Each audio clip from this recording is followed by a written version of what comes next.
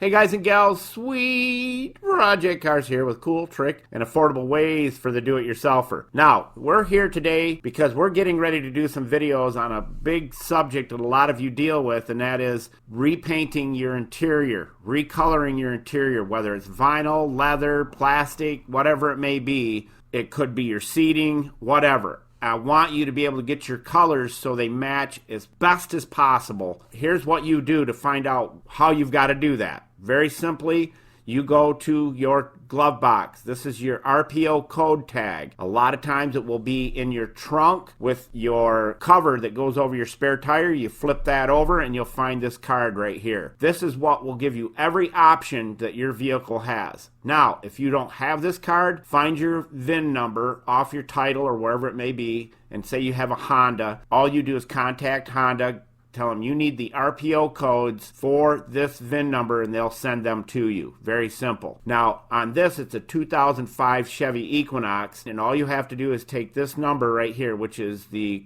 color code for the interior, 312. Once you do that, you'll go to Google, and you'll Google Chevy 312 or Chevy RPO codes, GM RPO codes, or Honda, whatever it may be, and they'll give you RPO code decode, many ways to put it in there.